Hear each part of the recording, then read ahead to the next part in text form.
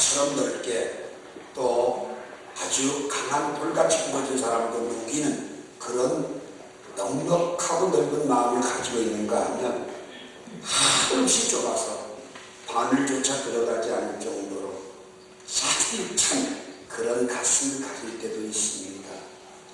왜 그렇다고 여러분 생각하세요? 똑같은 나인데 어떤 때는 한없이 넓고 어떤 때는 굉장히 좁다. 그 이유는 상처 때문에 그렇습니다. 사람이 상처를 받으면 좁아집니다. 그리고 찔러도 피도 나지 않을 정도로 굳어지고 닫혀져 버립니다. 이 상처라고 하는 것 우리에게 무섭게 작용을 합니다. 여러분, 이 상처라고 하는 것이 교회 안에는 없느냐? 너무 많습니다. 교회 안에서 보면 늘 마음의 빗장을 굳게 닫아놓고 외롭게 신앙생활하는 사람들도 많고요. 상처를 받은 사람들의 특징이 뭐냐? 열등감을 가지고 있습니다. 그래서 무엇을 보든지 간에 부정적으로 보고 부정적으로 말합니다. 그리고 피해의식을 갖고 있다 보니까 늘 경계만 하다가 신앙생활의 중요한 부분들을 놓치지요. 다른 사람들과의 교제도 제대로 못하고 사역을 좀 하라 그러면 사역에 뛰어들지도 못하고 늘 망설이다가 끝나는 생활들. 오늘 이 시간 상처는 여러분만 있는 게 아니라 누구에게나 다 있습니다. 목사인 저도 오히려 여러분보다 더 많이 상처를 받고요. 이 세상을 살아가는 사람은 누구나가 상처를 끌어안고 살아가는데 그 상처가 상처로 작용을 하게 되면 고통을 낳습니다. 다른 사람들에게 아픔을 주게 됩니다. 그런데 그 상처를 내가 상처로 대응하는 것이 아니라 그 상처를 교훈으로 받아서 다른 나와 같은 상처를 받은 사람들, 고린도서 1장 3절 말씀처럼 나와 동일한 상처를 받은 사람들을 향해 다가갈 수 있는 유일 재산이 되지요. 그래서 상처라고 하는 건 P-A-I-N 고통이 되기도 하고요. 상처를 잘 사용하면 gain, G-A-I-N 자산이 되기도 합니다.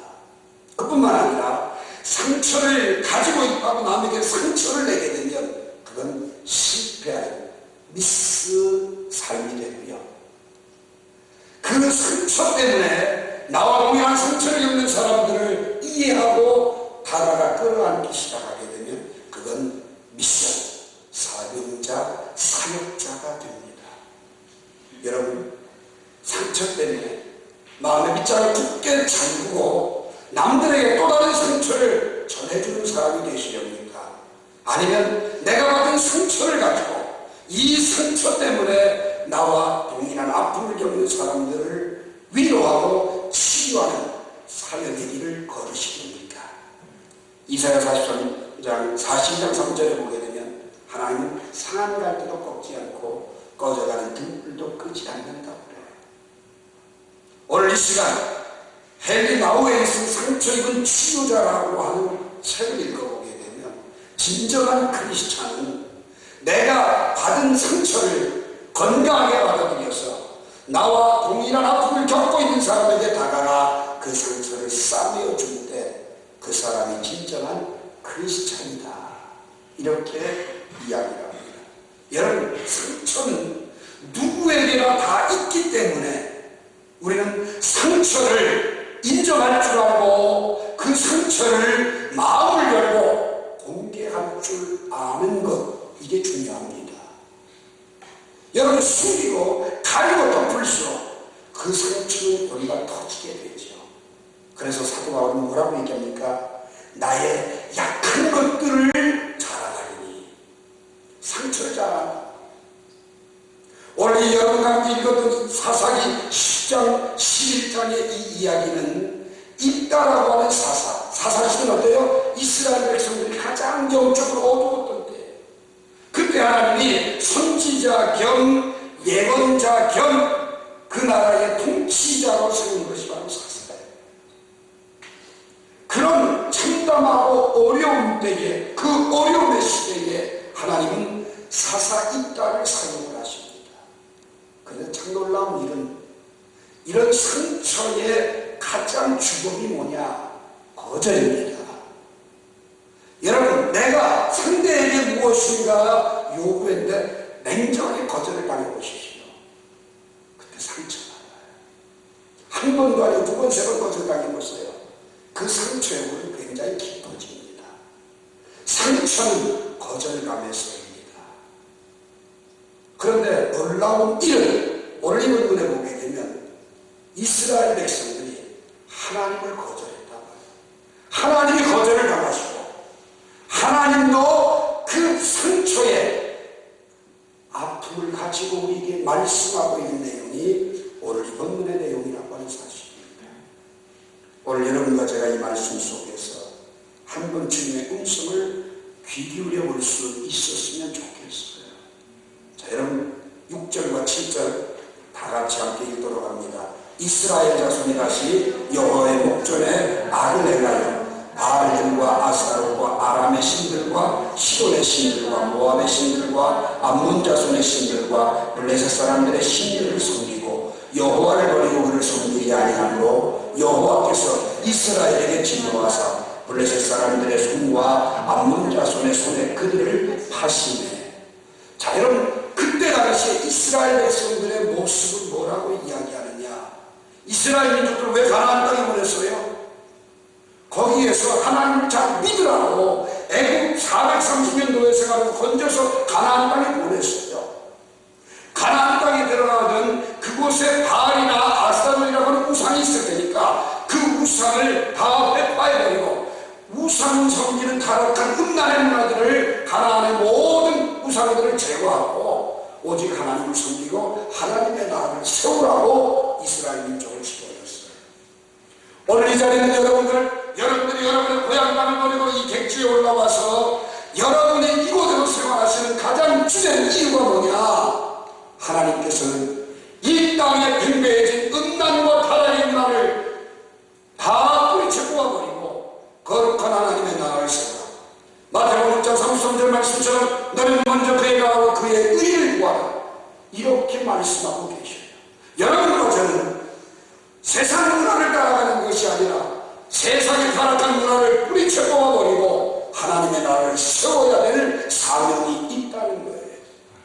그런데 이들이 그 바알과 아스타롯만 섬기는 게 아니라 6절에 보니까 아람의 신, 시돈의 신, 모압의 신, 암몬의 신, 블레셋의 신을 섬겼어요. 자, 여러분 여기에서 우리가 깨달아야 될 중요한 것은 아람이라고 하는 나라 어디냐? 이스라엘 북동쪽에 있는 나라예요.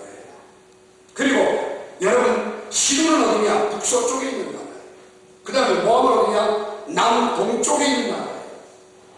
여러분 암몬은 동쪽에 있고 블레셋은 서쪽에 있고 이들이 가나안 땅 안에 있는 우상을 섬기는 것이 모자라서 더 먼 곳에 가서 그 이방 우상 신들을 수입해다가 섬겼다고 얘기합니다.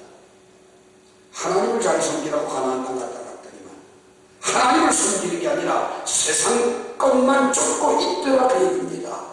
여러분 왜 그랬을까요?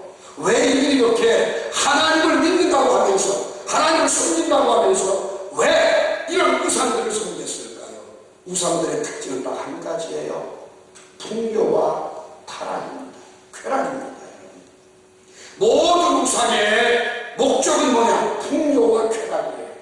오늘 예수 믿는 사람들 풍요와 쾌락 두 개만 허락하면 다 무너져버리고 영혼은 다 병들고 썩고 맙니다. 여러분 뭘 찾겠어요? 여러분이 얻고자 하는 게 뭐예요? 물질적인 풍요입니까? 세상에서 쾌락을 누리는 겁니까? 그게 바로 우상이 우리들에게 제시하는 문화입니다. 오늘 그러기 위해서 여러분과 저를 부르신 것이 아니라 그런 문화를 성전에서 뽑아버리고 거룩한 하나님의 나라를 세우라고 여러분과 저를 선택해 주셨다고 하는 거예요. 그런데 그렇게 안 살아. 그러니까 7절에 보니까 하나님이 진노하셨다. 하나님이 화가 나셨다는 거예요. 그 화가 난 정도는 해도 너무해서 참다가 못해서 이젠 더 이상 참을 수가 없어서 너희들을 처치해버리겠다는 거예요. 그 처치의 방법이 뭡니까? 8절 보십시오. 그 해에 그들이 요단강 저쪽 길라앗에 있는 아모리 족속의 땅에 있는 모든 이스라엘 자손을 쳤으므로 18해 동안 억압을 당하였더라. 여러분 보세요. 하나님을 믿는 자녀들이 하나님을 잘 믿지 않고 세상 풍요와 쾌락을 쫓아가니까 하나님께서 다른 민족들에게 더 큰 복을 주셔서 이 이스라엘 민족들로 하여금 고통당하게 하셨다는 거예요. 여러분, 여기서 억압을 당했다는 말은 박살을 냈다는 것입니다. 뭉개버렸다는 뜻입니다.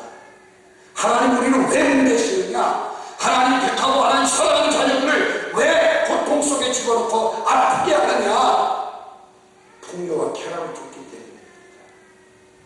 여러분, 지금 내가 풍요를 향해 나가고 쾌락을 향해 나가는데 아무런 걸림돌이 없는 것 같지만 여러분의 발걸음 멀지 않아 하나님이 억압을 당하게 하신 으깨시는 박살을 내시는 시간이 다가오고 있다는 사실. 그럴 수밖에 없었던 이유를 왜 그러냐? 자, 여러분, 이들이요, 여러분 7절에 보게 되면 블레셋 사람들의 손과 암몬 자손의 손에 그들을 팔았다. 여러분, 뭐예요? 당한 거지요. 쏘은 겁니다. 사기당한 겁니다. 소유권들을 빼앗긴 겁니다. 그리고 그들이 아픔을 겪게 되니까 10절에 보니까 하나님 앞에 부르짖어 기도를 해요. 근데 뭐라고 기도하느냐? 10절 나같이 한번 읽도록 합니다. 이스라엘 자손이 여호와께 부르짖어 이르되 우리가 우리 하나님을 버리고 바알들을 섬김으로 주께 범죄하였나이다. 자, 고통이 다가오니까, 곤고가 심하니까, 9절에 곤고가 심하니까 어떻게 해요? 힘들면 하나님 찾아. 편하면 풍요와 쾌락을 쫓아가고 힘들면 하나님 찾아. 이렇게 몇 번 했느냐? 7번 반복하는 게 사사기예요. 자, 여러분 몇 번 참아주면 되겠습니까? 하나님은 7번을 참으셨어요. 그래서 매번 너희들이 불을 찢을 때마다 12절에 보니까 그들의 손에서 구원하였거늘. 너희들이 불을 찢을 때마다 내가 구원해 주었는데 13절이 중요합니다. 너희가 나를 버리고 다른 신들을 섬기니 그 다음 그러므로 내가 다시는 너희를 구원하지 아니하리라. 하나님이 진노하시도록 진노하시고 한 번, 두 번도 아니고 무려 7번이나 건져줘도 정신 안 차리고 조금만 편해지면 풍요와 쾌락을 향해 가고 있는 그들. 여러분, 이례적으로 그만큼 타락했고 그만큼 싸웠고 그만큼 병들었다는 거예요. 오늘 여기서 우리에게 주시는 메시지 하나가 있습니다. 부르짖었더니 하나님은 언제나 건져주셨는데, 부르짖음 이꼴 구원이었는데 이제는 그걸 안 하겠다는 말입니다. 시편 107편에 보면 그들의 고통 중에 여호와께 부르짖음에 여호와께서 들으시고 부르짖음에 들으시고 부르짖음에 들으시고 수없이 반복을 합니다. 그런데 이제는 더 이상 안 하겠다는 말이에요. 구원하지 아니하리라. 질렸다. 이제 더 이상 너와 상종도 하기 시작한 이 소리입니다. 그러면서 14절에 보면 가서 너희가 택한 신들에게 부르짖어 너희의 환난 때 그들이 너희를 구원하게 하라. 야, 네가 좋아서 풍요, 네가 좋아서 쾌락 쫓아갔는데 가서 거기서 살아. 왜 나를 찾아오는 거야? 난 너 이상 너 보기 싫어. 이 얘기입니다, 여러분. 오늘 이 시간 마치 하나님은 전혀 회개할 기회가 보이지 않고 더 이상 돌이킬 것 같이 기대할 수 없을 정도로 타락의 극치를 걷고 있는 이스라엘 민족을 향해서 마치 브레이크가 파열되어 질주하는 자동차처럼 내리치지 않는 그들의 삶을 보면서 나도 이제 손대고 싶다. 너 거기에서 돌이키지 않으면 더 이상 나는 간섭하겠다. 상실한 대로 내버리겠다. 로마서 1장 18절 상실한 마음으로 내버려 죽어야겠다. 이것이 얼마나 중요한 말씀입니다. 지금 이 말씀을 왜 하실까요? 여러분 가족의 삶에 대해서 하나님이 상처받으셨어요. 여러분과 제가 나 주님의 기쁨 되기 원하네. 입술은 언질나게 찬송하면서 우리의 삶은 그분을 등지고 그분을 거절하고 나를 버리고 등 돌린 그 모습이 거절당하신 하나님이 너무 상처가 되셨다고 말합니다. 여러분 상처받으니까 아프죠? 힘드시죠? 나 때문에 상처받으신 하나님은 얼마나 힘드실까요? 나 때문에 아파하시는 하나님, 말할 수 없는 탄식으로 나를 위해 기도하시는 로마서 8장 26절에 성령님은 어떠실까요? 얼마나 힘드시면 탄식을 하신다고 했습니다. 오늘 여러분과 제가 이런 아버지의 마음을 조금이라도 알 수 있었으면 좋겠습니다. 두 번째로 15절 봅시다. 15절과 16절 함께 있습니다. 이스라엘 자손이 여호와께 여쭈되 우리가 범죄하여 싸우니 주께서 보시기에 좋은 대로 우리에게 행하시게 하니와 오직 주께 구하옵나니 우리를 건져내옵소서. 자기가 당신들을 제하여 버리고 여호와를 섬기며 여호와께서 이스라엘 본고로 말미암아 마음에 근심하십니다. 자, 여러분 10절로 하나님께 부르짖었어요. 근데 그거는 고통을 피하기 위해서, 면피하기 위해서 부르짖는 행동이었어요. 안 쏘가 그러셨어요. 그런데 점점 더 고통이 심해지니까 하나님께 부르짖으면서 뭐라고 하냐? 하나 둘 이방신들을 제거하기 시작해요. 그러면서 살려만 주세요. 하나님 당신의 뜻대로 하시고 당신 좋은 대로 하시세요. 우리가 어떤 고통을 당해도 괜찮은데 한 번만 좀 건져주세요. 한 번만 살려주세요. 이렇게 울부짖습니다. 그런데 돌이키는 회개에 합당한 열매, 마태복음 3장 18절 말씀처럼 회개에 합당한 열매인 이방신들을 제거하는 모습을 봅니다. 그걸 보시면서 하나님은 어떻게 하시느냐? 이스라엘의 권고로 인하여 마음에 근심하십니다. 여러분 여기 착각하지 않길 바라요. 그들을 다시는 구원하지 않겠다, 기도 들어주지 않겠다. 그런데 그들이 회개하니까 하나님의 마음이 흔들린 게 아니에요. 여러분 그분의 마음이 흔들린 게 아니라 이스라엘의 권고로 인하여 그 마음에 근심했다. 이 말이 뭐냐면 자기 백성이 고통당하는 모습, 자기 백성들이 죗값으로 말미암아 힘들어하는 그 모습을 보면서 마음이 불편하셨다는 얘기예요. 강자가 자기가 풍요와 쾌락을 향해서 아버지의 품을 떠나 재산가리로 다 탕진했지만 그 탕진한 자식을 보면서 아파하는 아버지의 마음, 마치 잘못된 길을 가서 자식을 징계하기 위해서 배추를 가지고 때리고 난 뒤에 그 채찍의 자국을 보면서 아파하는 엄마 아빠의 마음, 그게 바로 하나님의 마음. 그것 때문에 근심하셨다고. 오늘 여러분 이 시간 우리는 하나님의 약속의 말씀 붙들고 살아가는 믿음의 삶. 오늘도 피 흘리기까지 죄와 싸우면서 하나님의 나라를 세워가야 될 하나님의 자녀. 사명의 잠에서 깨어나서 그 하나님의 나라를 세워야 될 여러분과 제가 오히려 하나님을 등지고 풍요를 향하여 쾌락을 향하여 질주하면서 그 마음을 헤아리지 못하고 살고 있지는 않은지, 사명을 헌신짝거리를 버리면서 우상의 전시장 이방신들의 엑스포를 만들고 있는 건 아닌지 한번 여러분과 제가 상처받으신 하나님의 모습들을 생각해 볼 수 있길 바랍니다. 하나님, 우리가 당하는 그 아픔 때문에, 우리가 당하는 그 고통 때문에 힘들어하고 계신다. 여러분 아이가 일어나고 아파보세요. 엄마가 더 힘들어요. 내가 대신 아팠으면 좋은 그런 마음, 하나님과 똑같은 마음을 가지고 계셔요.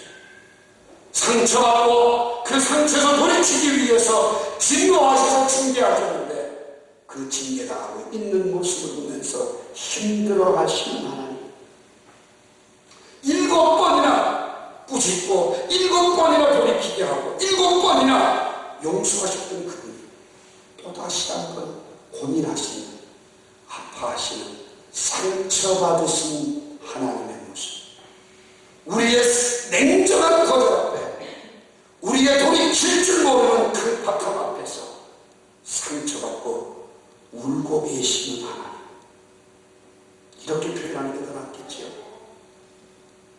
여러분, 주님을 기쁘시게 해드리기보다는 힘들게 해드리는 게 더 많지, 아프게 해드리는 게 훨씬 많지요. 언제까지 그렇게 살겠습니까? 육체, 향락의 삶에서, 쾌락을 향해 질주하던 삶에서 깨어날 수 있길 바랍니다. 그리고 그분의 은혜를 향하여 나아갈 수 있기를 바랍니다. 세 번째로 11장 1절부터 3절 봅시다.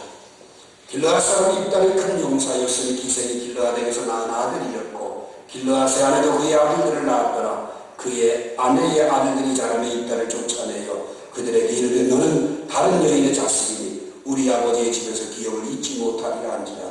이에 입다가 그의 형제들을 피하여 독담에 거주하며 잡류가 그에게로 모여와서 그와 함께 죽임하였더라. 자, 입다라고 하는 사람이 등장을 해요. 길르앗의 아들입니다. 그런데 기생이 나오면 길르앗이 바람을 펴서 거기에서 나온 소생이 입다예요. 그것 하나만, 출생 그거 하나만으로도 너무 큰 상처예요. 거기에다가 더 중요한 건 뭐예요? 잘 어린 시절을 자랐는데 다 본처에게 낳은 자식들이, 야, 너는 첩의 자식이니까 우리 아버지 재산을 받을 자격이 없어 쫓아냈어요. 쫓겨났어요. 집에서 형제들에게 쫓겨남을 당했어요. 얼마나 풍랑한 기분입니까? 그런데 이러한 상처를 끌어안고 있다는 쫓겨나서 독당 이방 땅으로 갔어요. 그런데 이 입다에게 많은 잡류라는 말은 뭐냐면 상처받은 사람들이 거기에 다 모여들었다는 말입니다. 제가 여러분들에게 이런 얘기했죠.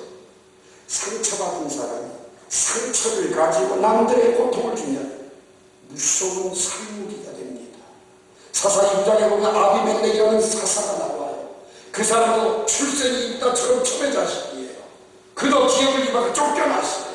그 상처를 가지고 아비멜렉은 어떻게 하느냐? 70명의 불량배들을 쳐 죽여서 결국은 하나님은 그 아비멜렉을 죽이고 말아요. 그런데 이 상처를 끌어안고 있던 입다는 자기와 동일한 상처를 가진 모든 장류들을 불러 모아서 함께 거하면서, 함께 위로하면서, 함께 싸매어주면서 그들을 보듬기 시작합니다. 그러다 보니까 어떻게 됩니까? 하나의 공동체를 이루게 되고 하나의 힘을 이루게 됩니다. 그런데 중요한 건 이러한 입다에게 이스라엘이 위기를 만나게 되어 길르앗이 장로들이 너무 위기를 암몬 자손의 공격을 받게 되니까 5절에 보니까 암몬 자손의 공격을 받게 되니까 길르앗의 장로들이 입다에게 찾아와서 우리의 머리가 되어달라고 합니다. 우리의 장관이 되어달라고 해요. 자, 여러분, 사사기서를 쭉 읽게 되면 사사들이 하나님 앞에 세움을 받게 되는데 여호와의 영이 그에게 임하여 그가 사사가 되니 이렇게 말씀을 하거든요. 모든 사사들은 전부 하나님의 영이 있는 사람을 강권적으로 세운 리더들이었어요. 그런데 입다만큼만은 하나님의 영이 임한 게 아니라 이스라엘 장로들이 초청을 해서 그들의 장관을 삼았어요. 우두머리를 삼았어요. 그러면 이 사람이 진짜 사사냐는 말입니다. 여러분, 거기에 대한 대답이 어디에 나오느냐 하면 여러분 11장 말씀을 여러분 보시게 되면, 자, 11장 9절을 봅시다. 입다가 길르앗 장로들에게 이르되 너희가 나를 데리고 고향으로 돌아가서 암몬 자손과 싸우게 할 때에 만일 여호와께서 그들을 내게 넘겨주시면 내가 과연 너희의 머리가 되겠느냐 하니 길르앗 장로들이 입다에게 이르되 여호와는 우리 사이의 증인이신 당신의 말대로 우리가 그렇게 행하리이다 하니라. 자, 여러분 보세요. 하나님이 암몬 자손에게 붙여줘서 우리가 싸워서 이긴다면 나를 너희의 머리로 삼겠느냐? 근데 하나님이 증인이니까 장로들이 하는 말이 반드시 그렇게 하겠습니다.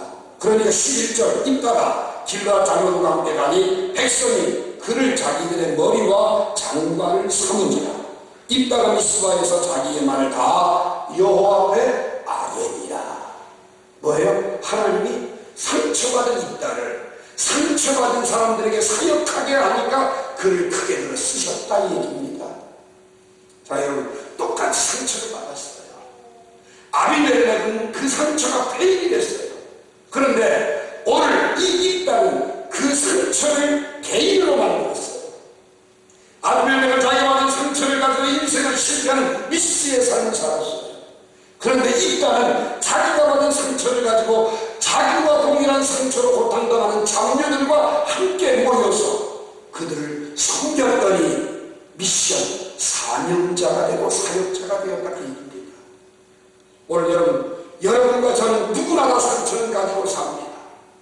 그 끌어안은 상처를 가지고 또 다른 사람에게 상처를 내는 사람이 되시겠습니까? 아니면 그 상처가 또 다른 사람의 상처의 치유자로서의 아름다운 헌신의 삶을 사시겠습니까?